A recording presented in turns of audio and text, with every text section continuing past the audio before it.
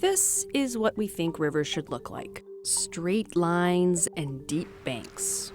But actually, left to their own devices, they look way more chaotic. They curve and twist and flood their banks. And all that chaos is great for animals and for us.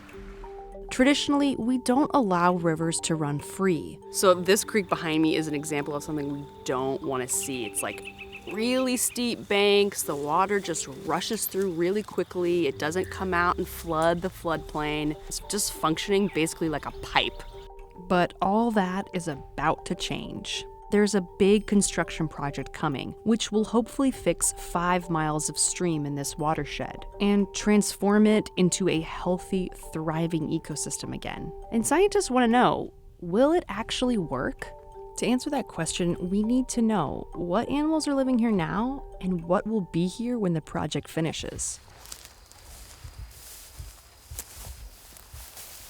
So I'm gonna bait the traps with a little bit of rolled oats, sunflower seeds, because the rodents love this. We're here with Rada Petrick, a researcher at UNC Chapel Hill. She's setting out traps to see what small mammals are living here in the Stinking Quarter tributary. It's a network of streams that eventually flow into Jordan Lake, a drinking water reservoir that serves around 1 million people. Landowners straightened these streams decades ago using state and federal grants. The goal was to drain water more quickly from farmland. While it did create more acreage for farmland, it completely destroyed the ability of this stream to filter water and support wildlife. The construction crew will completely rebuild this section, adding curves and planting the banks with native trees and herbaceous plants.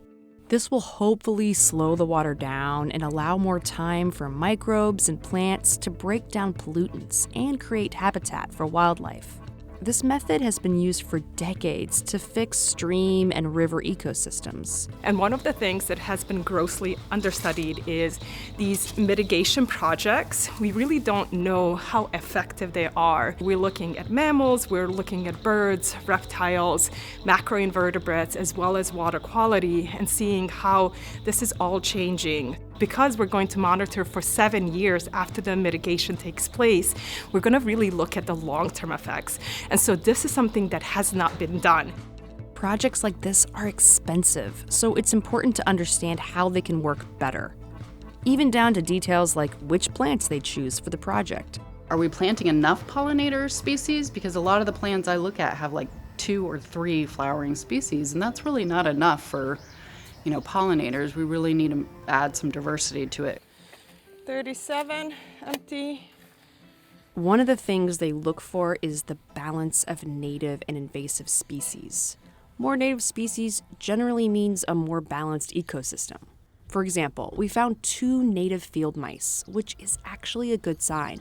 Our native species are excellent seed dispersers. They aerate the soils. They're an important food source for lots of the other animals that we have around here.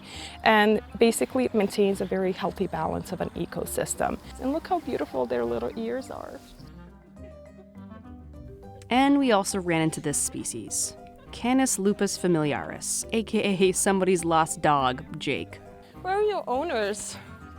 Don't worry, we called his owners and they came to get him. That's a bad place to go. Come here, love. Come here. It's okay. You can see how much trouble Jake had getting out of the stream, aka ditch. Imagine all the other animals trying to use this space and failing.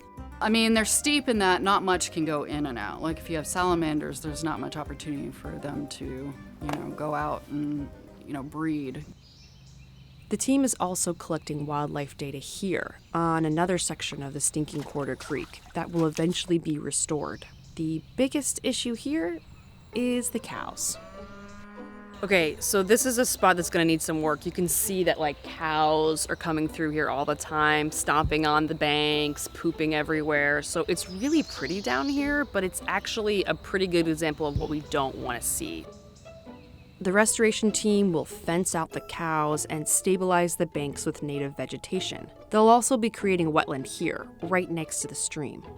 This field used to be a wetland until it was drained with these large ditches that run through it. So the restoration team will plug the ditch and allow the water to stay on the land.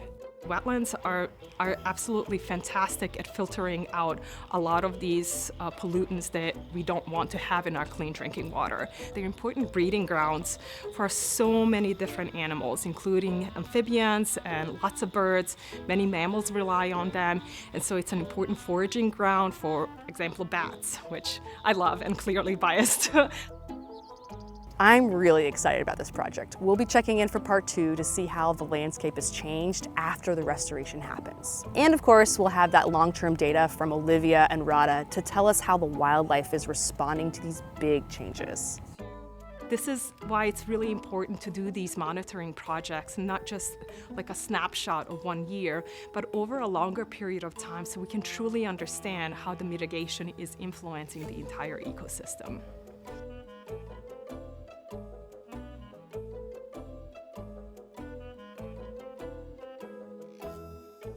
Thanks for watching. Let us know what you thought of the video in the comments, and don't forget to follow us for more science storytelling.